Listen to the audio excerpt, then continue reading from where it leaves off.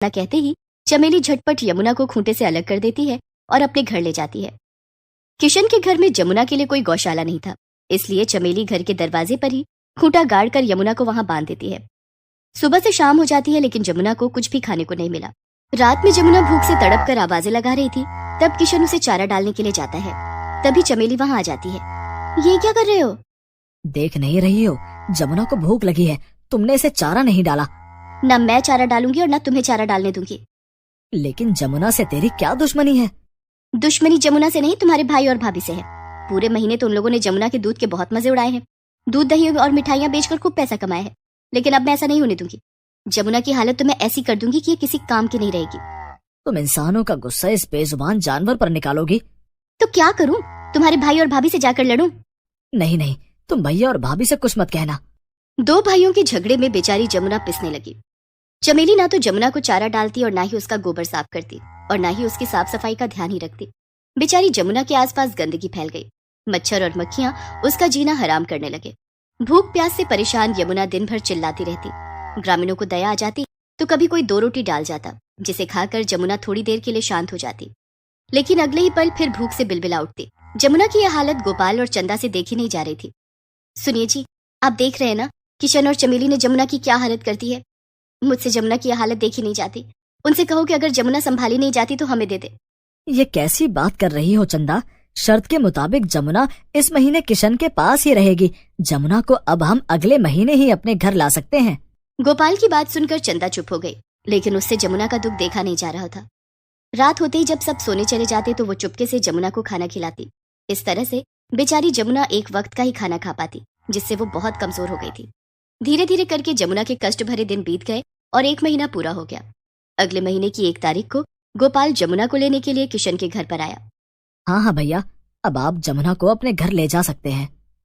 जमुना बहुत कमजोर हो चुकी थी, वो किसी तरह से चल पा रही थी। गोपाल जमुना को अपने घर ले आया। 1 महीने में क्या से क्या बना दिया हमारी जमुना को। चंदा ने जमुना को नहला धुलाकर साफ किया और चारा डाला।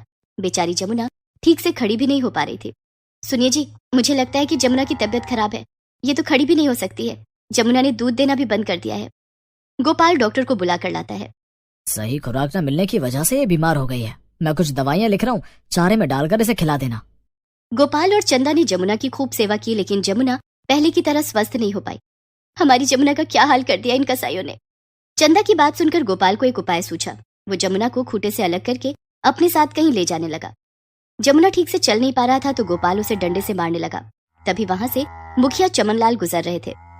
अरे गोपाल, जमुना को डंडे क्यों मार रहे हो? ये तो पहले ही अधमरी हो गई है। तुम्हारे माता पिता ने इसे अपने बच्चों की तरह पाला है और तुम दोनों भाइयों ने इसकी ये हालत कर दी। हमारे बीच में ना पड़ो चाचा जी। जमुना अब किसी काम की नहीं रही। मैं इसे बेचने के लिए ले जा रहा हूँ। कहाँ बेचोगे इसे? इसे अब कौन खरीदेगा? कसाई के हाथों बेच दूंगा। जीते जी तो अब ये किसी काम ना आएगी, मर के तो काम आएगी। मुखिया चमनलाल चिल्लाने लगे। राम राम राम, ऐसे कैसे कसाई को बेच दोगे? इसका बंटवारा मैंने करवाया था, अब इस बात का फैसला मैं भी करूंगा, वो भी पंचायत के सामने। अगले दिन पंचायत बुलाई गई। दोनों भाई अपनी अपनी पत्नियों के साथ पंचायत के सामने हाजिर हुए। हाँ तो गोपाल, तुम जमुना को कसाई के हाथों क्यों बेचना चाहते हो? ये गाय तुम्हारे माता पिता की आखिरी निशानी है। लेकिन मेरे छोटे भाई ने ये बात नहीं समझी कि जमुना हमारे माता पिता की आखिरी निशानी है। ये महीना पूरा होते ही जमुना को अगले महीने कसाई के पास जाना है, जो उसे तिल तिल कर मौत देगा। जमुना रोज भूख से तड़प तड़प कर मरेगी। इससे तो अच्छा है कि जमुना एक बार में ही मर जाए। इतना कहते ही गोपाल फूट फूट कर रोने लगता है। गोपाल की बात सुनकर छोटे भाई किशन को उसकी गलती का एहसास होता है कि उसने क्यों नहीं अपनी पत्नी चमेली को जमुना के साथ बुरा करने से रोका। किशन और चमेली दोनों ही बहुत शर्मिंदा होते हैं। भैया, मुझे माफ कर दो, गलती मेरी है। मैं भूल गया था कि गौ माता होती है और जमुना को तो हमने हमेशा अपने घर की लक्ष्मी माना है। मैं जमुना को अपने साथ लेकर गया था, सारी उसकी जिम्मेदारी मेरी थी। मैं अपनी जिम्मेदारी नहीं निभा पाया। जमुना की इस हालत का जिम्मेदार मैं हूँ। हमने आपसी झगड़े में एक बेजुबान के साथ बुरा बर्ताव किया। आज से जमुना हम दोनों की है। जमुना का बंटवारा नहीं होगा। मैं तो कहता हूँ कि हमारे घर का ही बंटवारा नहीं होगा। हम एक साथ रहेंगे और जिन्हें ये मंजूर नहीं वो हमें छोड़कर जा सकता है। ऐसा कहकर किशन ने अपनी पत्नी चमेली की तरफ देखा। चमेली किशन का इशारा समझ गई। पंचायत के सामने दोनों भाई एक दूसरे के गले मिले और हमेशा साथ रहने का वादा किया। घर के बीचों बीच बनी दीवार उसी दिन तोड़ दी गई।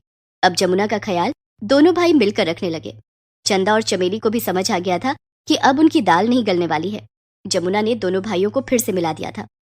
जमुना का स्वास्थ्य धीरे धीरे ठीक होने लगा और वो पहले की तरह चमकने लगी।